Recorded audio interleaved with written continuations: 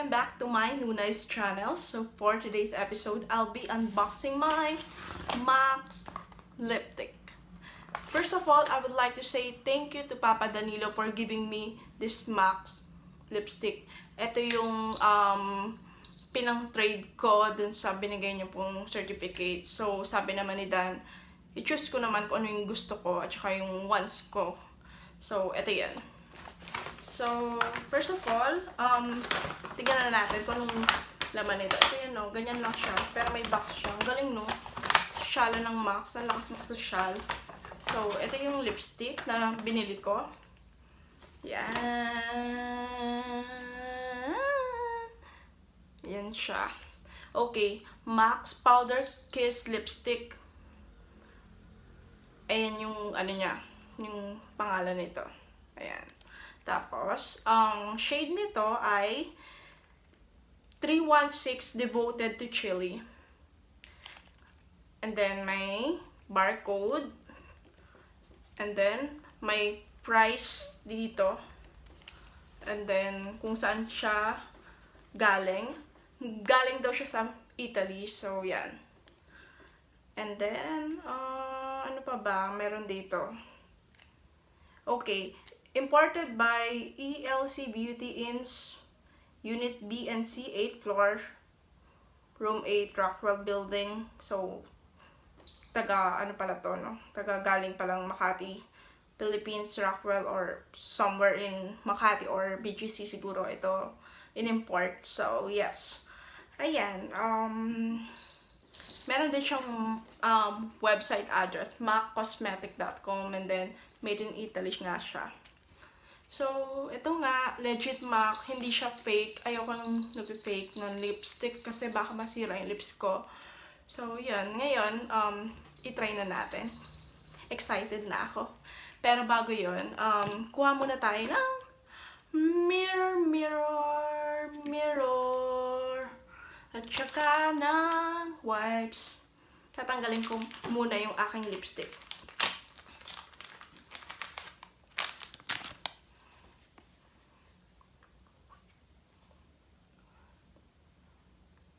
Every time na magtatanggal kayo ng lipstick, guys, mag-use kayo ng any wet wipes para mas madali matanggal.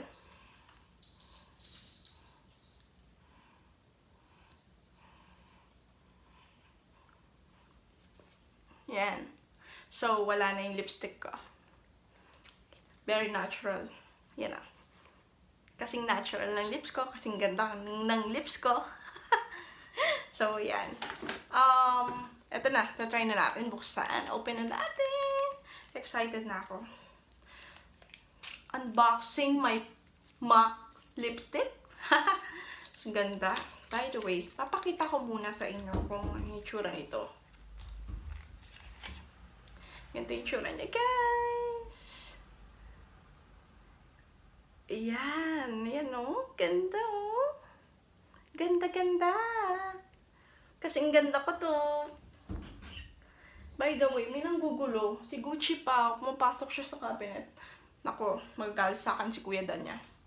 Ayan. So, eto na. Try na natin.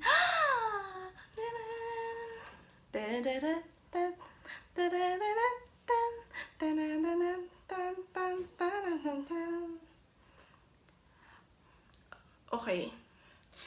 Alam nyo ba kung magkano tong lipstick na to? 1-1. Para sa lipstick na to, bibiling ko to kasi maganda to. Ikakaganda ko to. So, ito na yung lipstick. Try na natin i-apply.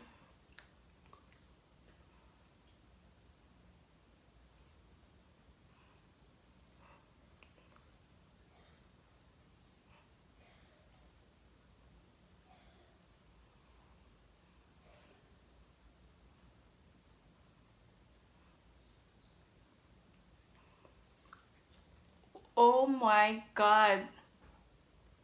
Ang ganda! Very natural yung look, diba?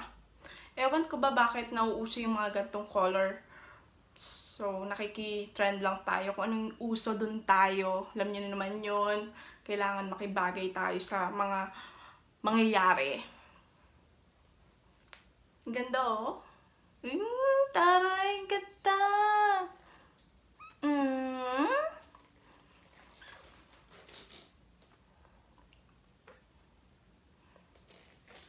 Ganda. Grabe. Okay. Bakit ko nga pala to pinili? Pinili ko kasi yung gantong color kasi parang way back 2015, mahilig ako sa mga red. Tapos, nung nag 2019, nag-switch ako sa mga color pink na color. And then, ngayong 2020, sabi ko, gusto ko yung very natural naman yung look. Yung tipong kahit hindi ka nakahalatang naka-lipstick, eh, may kulay naman. Tapos, para ano lang, natural lang yung datingan. Kasi mas gusto ko yung natural. Para kapag nakita ko ng boyfriend ko or kung sino man makakita sa akin, uy, si Joanna, ang natural naman nito. Ganun yung mga sasabihin, di ba? So, yan. MAC yan. Ganda. Taray, di ba?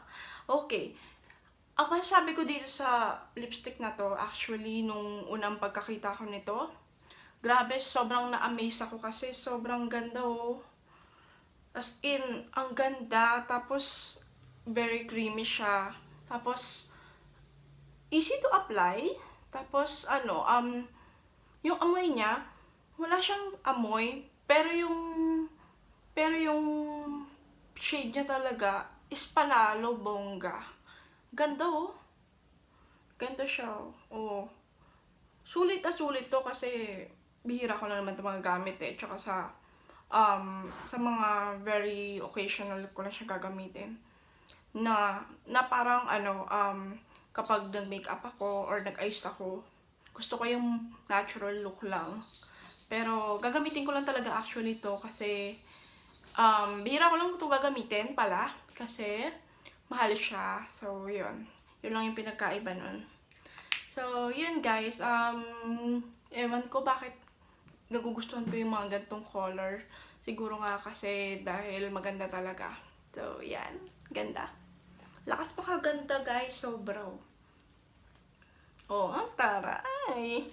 Sasabihin na naman nila sa akin, Nunay, ang taray naman ng lipstick mo. Siyempre sabi ko, oo, kailangan pagandahin yung yung lipstick, diba? Kailangan pagandahin natin yung aura. Aura. Ang ganda.